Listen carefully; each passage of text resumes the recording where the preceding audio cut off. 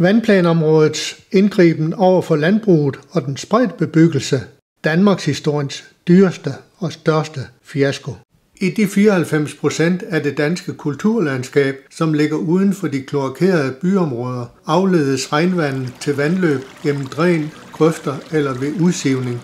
Markerne tilføres plantenæringsstoffer, som er nøje afmålt i forhold til afgrødernes vækstpotentiale og kvalitetsbehov for at skabe ernæringsrige fødevarer.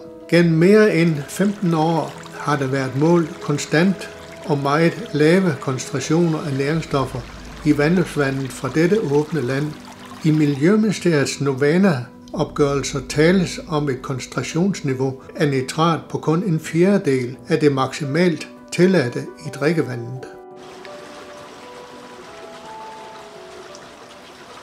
Siden 1989 er der foretaget systematiske målinger i en række mindre vandløb, som tilføres vand fra velafgrænsede husdyrtætte områder.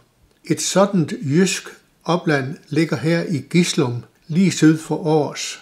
Fra de 1040 hektar afledes vandet til Odderbækken, og ved bækkens udløb til Lerchenfeldt Å er der opsat en stationær målestation. Vandprøver herfra analyseres og kontrolleres af forskerne ved Aarhus Universitet, og via databasen ODA offentliggøres de målte data for kvælstof og fosfor fortløbende.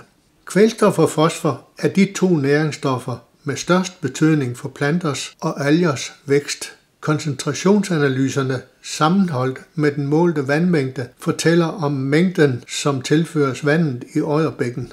Igennem en lang årrække har kvælstoftabet været lavt, svarende til kun 5% af den tilførte mængde på markerne, inklusiv det atmosfæriske nedfald. De intensivt dyrkede marker i dette typiske kvægområde udnytter således næringsstofferne særdeles optimalt.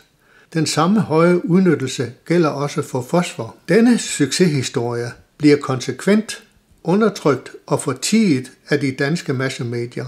Fra disse medier udbredes i stedet falske og usande historier uden sammenhæng med disse systematiske målinger i vandløbene.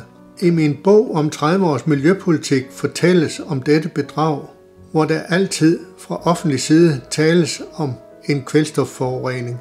Og i tillæggene udgivet til bogen redegør jeg for de fremlagte vandplaners manglende realisme og fordrejede modelverden. Det politiske og administrative system er blevet grundigt advaret ved møder i Finansministeriet om den manglende danske overholdelse af kravene i EU's direktiver.